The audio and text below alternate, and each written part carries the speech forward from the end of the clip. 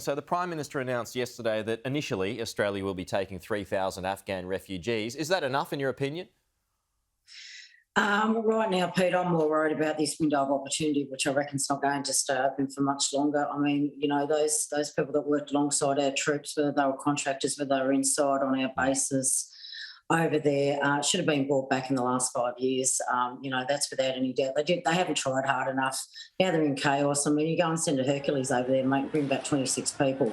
What the hell's going on? I just think that window of opportunity is not going to be open for much longer, and I don't think we're going to get many more out. And I think they need to come out and be honest about that. I mean, what are they going to do? Send some troops back in there while all this is going on to go out to different areas and grab these people? That's just not, mate. It's just not going to happen.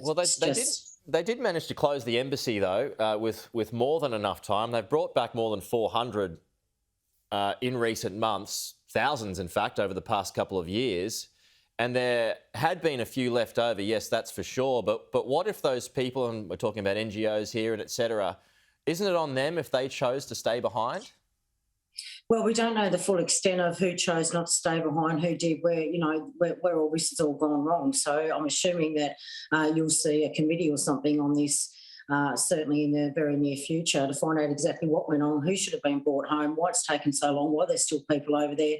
None of us can get those answers. And until those answers are put out in front of us, we're not going to know exactly what's going on. But I certainly know of one person that's got, I think you had him on yesterday, Glenn Collins himself, who, has got 700 people on his books that have been waiting to come home. He's been doing that, and I've been standing beside him, yelling for those people to come home for 12 months. So what is going on over there? But like I said, that window of opportunity, I just don't think it's going to be open for much longer. I don't believe the Taliban in what they're saying, mate, is, we're going to be a different outfit this time. Mate, they can say all they want, but they are the Taliban. You can, change the lipstick on a pig, mate, but it's still a pig. And that's what we're up against. And God forbid, if they can do this in such a short period of time, what have they been planning over the last 18 months while we've all been so concentrated on COVID? I mean, no one's out there being all quiet about terrorist attacks around the rest of the world, whether they'll start up again. Nobody knows this. We're not getting fed enough information. And either the government doesn't know or it's not being honest with the people of the country. But do you agree that the government needs to vet people before they start piling onto our planes? Oh, there's no. And they should be vetting time. the people, and that vetting should have been in the process the last 4 or 5 years. So, so something needs to be done. But you've certainly got, you've got offshore detention. Others certainly got bugger all people on some on Nauru for one. Do we put them there until we can vet them properly? What other reasonable ways do we have to move forward with this?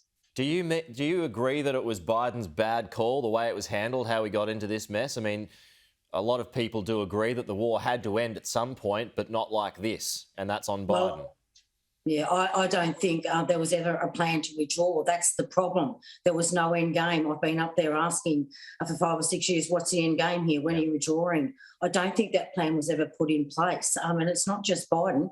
This was initially come from Trump.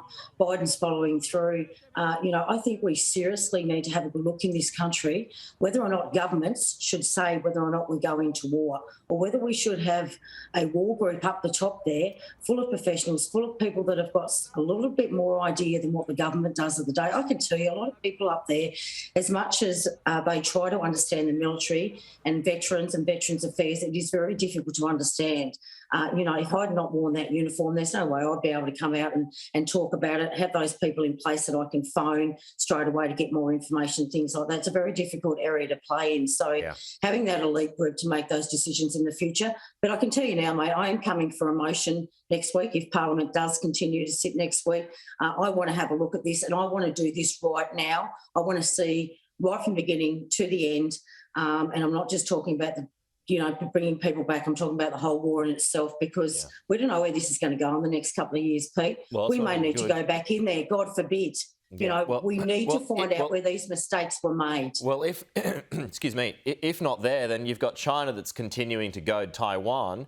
If there's a conflict there, what happens? I mean, the US surely won't want to get involved in another conflict so soon after Afghanistan, and we wouldn't go in without the US. So what happens there? Well, mate, I'm not really sure, but I imagine the US is like Australia right now when it comes to troops with their boots on. There is a lot of people that had all that mentoring that have now left our militaries. We've got a lot of younger new people through. I don't think they've been given that mentoring. I think right now for the next 3 to 5 years, we really need to consider whether we've got what it takes to actually involve, especially our own people, with boots on the ground anywhere else right now. And I think this all needs to be looked at. We need to start talking about this today, Pete. You're right. And it needs to be spoken about in Parliament. Don't come back to me in 12 months' time and say, hey, we need to send them over here, because I want to examine where we went wrong here before we do anything else. Okay. Senator Jacqui Lambie, good to chat as always. We'll talk to you again next week. Thanks very much.